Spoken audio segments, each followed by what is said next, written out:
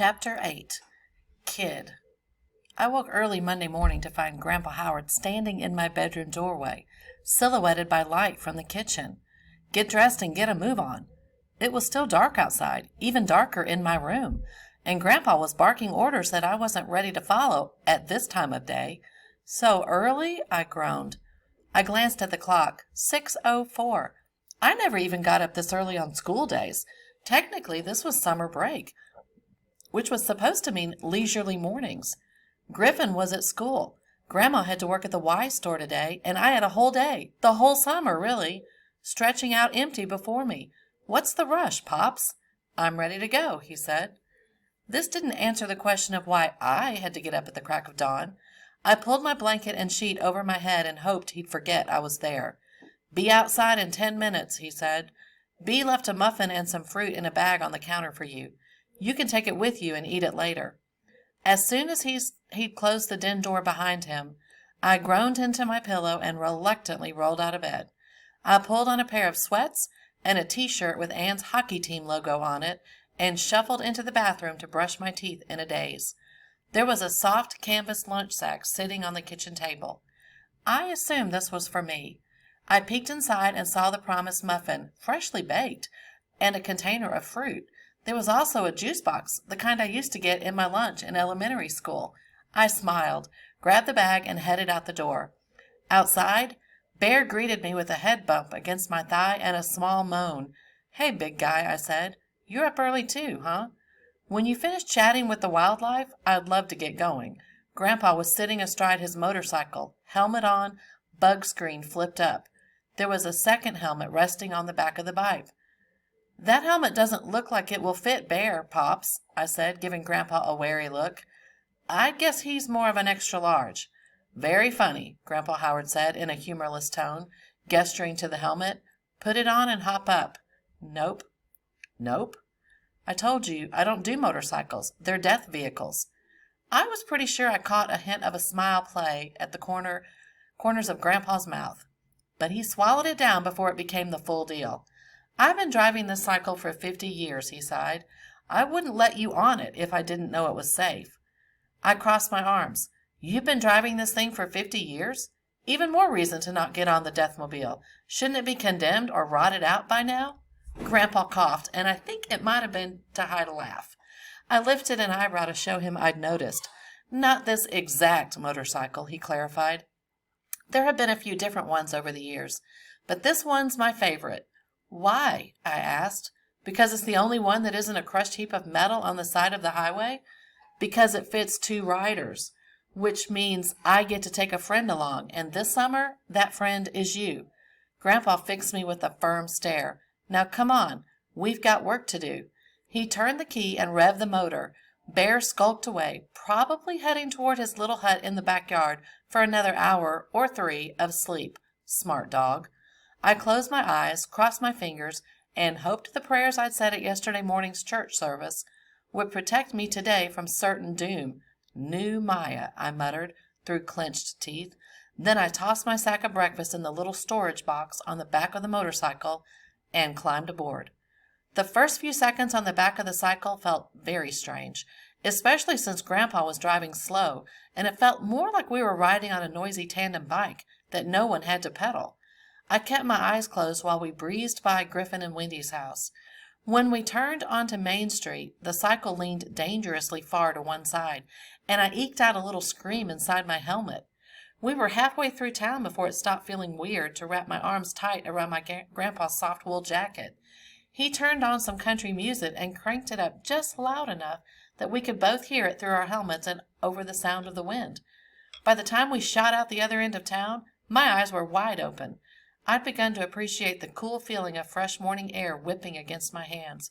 My sweatpants were fluttering in the wind, pressed tight against my knees, but I was shielded from most of the wind by Grandpa Howard's firm back, and I began to relax and enjoy the ride. I still didn't know where we were going, but I was curious to find out and happy to be invited along on Grandpa's adventure. As Grandpa drove down the desolate highway, I watched the trees and signs blur into a foggy comet of colors as we buzzed past. There was a tiny old airplane propped up in someone's front yard outside town, with a big "For Sale" sign hanging from its propeller. We passed a "Smoky Bear" sign, Fire Bear, as Amelia had always called him, holding a sign that said, "Only you can prevent forest fires." Under that was a changeable sign that said, "Fire Danger, Medium."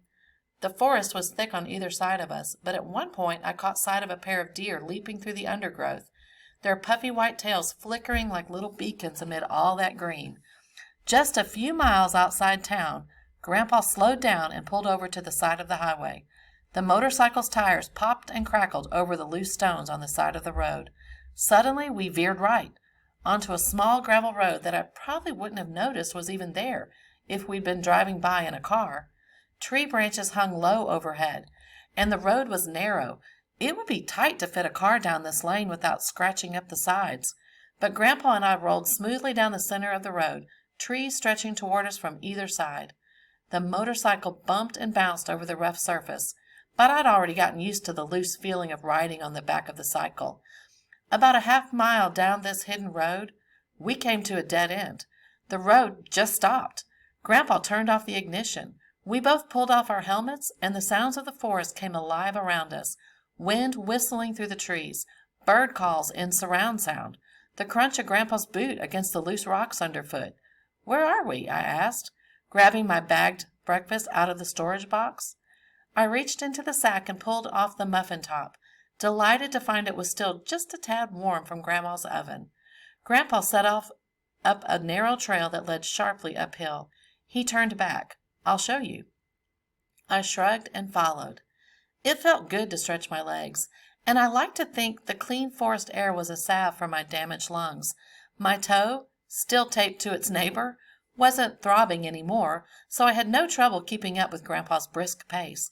As we walked up the trail, I tried to take in my surroundings, but I was soon huffing and puffing, and I found if I didn't stare straight down at my own 2 feet, I kept tripping on rocks and roots that were sticking out of the ground at odd angles. So it came as a complete surprise when suddenly we emerged from the forested trail and stepped onto a huge mass of rock at the top of a clearing. And then I noticed the tower. Straight ahead of me was a tall mass of steel and iron, stretching up into the sky, high above the world. I recognized it at once. This was the fire tower, the one Grandma had pointed out on the way into town Saturday afternoon. I shuddered as I noticed the endless set of stairs that led up, up, up, to a looming platform 1,000,000 miles above us. "Come on up," Grandpa said, breaking the silence. He stepped onto the bottom stair of the tower and began to climb. "I'll show you around." I pointed at a sign hanging askew at the top of the first set of metal stairs. "It says, 'No trespassing by order of the Forest Service.'" That sounds official. "I am the Forest Service," Grandpa said, then added, "Retired Forest Service. This is my tower." "Are you telling me you own this tower?" I asked, skeptical. "The government owns the tower, but I've been keeping watch up here for years. They assigned me to fire watch duty back when I first joined the Forest Service, and then I picked it back up again after I retired." Grandpa had just said more words in a row than I think I'd ever heard come out of his mouth before, and none of them made much sense. "So you sit up there and watch for fires in the forest?" I asked. "Yes." "Don't they have drones or something to do that?" "There are planes that scan the area," Grandpa said, sounding a little agitated, "but no fancy technology will ever be better than a human eye." I cocked my head. "No offense, but I'd argue that a plane can probably cover more ground than your view from this tower." I grinned at him. He did not smile back. "Do they pay you to sit up there and watch for fires?" I asked, craning my neck to try to figure out exactly how far one could see at the top of the tower. "How often do you do this? Have you ever actually spotted any flames?" Suddenly I felt nervous. What if there were a fire, and we were trapped way out here in the middle of a giant woodpile? We were several miles up a hill, in a wood-filled forest, that could easily go up in flames at any second. "I come out here every day," Grandpa said, answering only one of my questions. I wasn't sure I wanted to know the answer to the third thing I'd asked. Every day? That seemed a little extreme, but I wasn't going to say it aloud. "Forest fires don't take weekends off." Grandpa set off up the stairs again, bounding up 2 at a time like a man half his age. "Your grandmother doesn't like the idea of leaving you home alone at the house, so whenever she's working, you're going to come out here with me. So you may as well get used to it. You'll like the view. Come on up." "I can't," I said. Just looking at the stairs was making me feel nauseous. I'm afraid of heights. Grandpa gave me a look that told me he didn't approve. Pops was the kind of guy who seemed like he'd never been afraid of anything. But even his disapproving look wasn't going to change my mind. This was too much. How could I be expected to climb up a rickety, falling apart tower and actually search for a fire, when all I wanted was to never see or hear a fire of any kind again? "Yeah, no," I said, more to myself than to him. "Not happening." "Suit yourself," he said. Then he turned and headed up the tower stairs, leaving me alone, in the middle of a giant rock on top of a hill, lost deep in the woods, wanting nothing more than to be able to climb up that tower after him, just so I didn't have to be alone with my own fears.